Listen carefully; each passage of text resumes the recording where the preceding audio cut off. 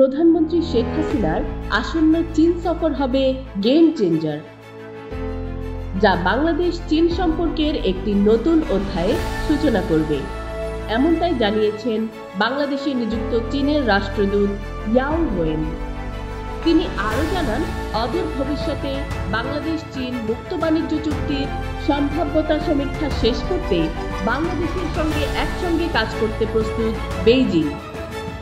আমি নিশ্চিত যে চীন বাংলাদেশ এফটিএ স্বাক্ষর নিঃসন্দেহে পারস্পরিক সুবিধা এবং সহযোগিতার একটি নতুন অধ্যায় উন্মোচন করবে, যা চীন বাংলাদেশের মধ্যে অর্থনৈতিক ও বাণিজ্য সহযোগিতার একটি নতুন সোনালী যুগের সূচনা করবে।